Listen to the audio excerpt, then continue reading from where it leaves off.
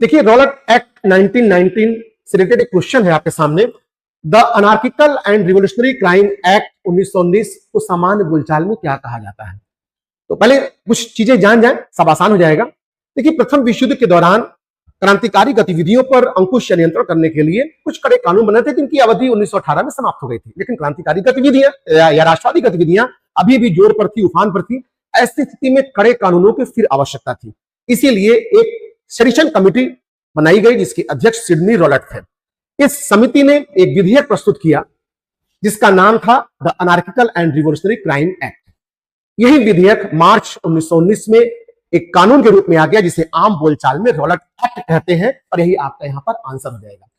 इस कानून का भारत में कड़ा विरोध हुआ। क्यों विरोध हुआ? क्योंकि इसके प्रावधान बहुत विवादित थे और पुलिस को असीमित अधिकार दे रहे थे।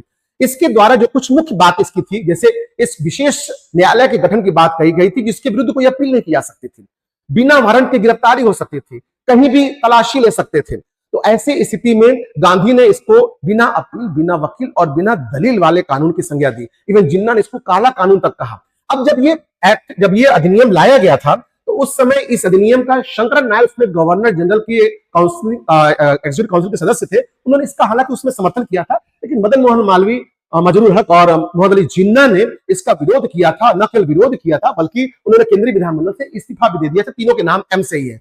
एनी बेसेंट की अगर बात कही जाए तो एनी बेसेंट ने भी इस कानून का विरोध किया था।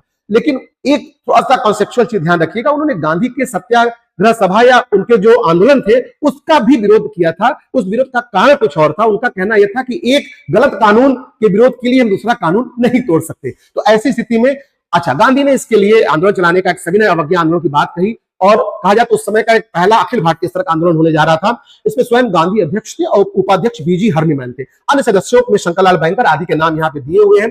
गांधी ने होम रूल लीग जो बना हुआ था, पहले से सक्रिय था, उसके नेटवर्क और उसके संगठन का भी अपने आंदोलन में प्रचार प्रसार में उसका इस्तेमाल किया। तो उस हिसाब से आपका आंसर वहां हो गया। अब ऐसे ही क्वेश्चन ढेर सारे आए हुए। आइए देखिए, क्वेश्चन है, रॉलेट अधिनियम सेडिशन कमेटी की सिफारिश पर आधारित था, बिल्कुल सही है।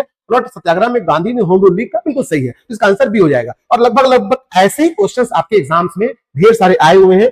आप देखिए, आराम से सभी क्वेश्चन आप सॉल्व कर जाएंगे। किसने विरोध किया था, क्या प्रावधान थे, गांधी ने क्या किया, ये सभी बातें घूम फिर करके एक बार में आई हुई है। और कानून का मूल नाम क्या था, ये चीजें आपके एग्जाम्स में बार बार रिपीट हो रहे हैं। इतना जानने के बाद क्वेश्चन आप आसानी से सॉल्व कर सकते हैं।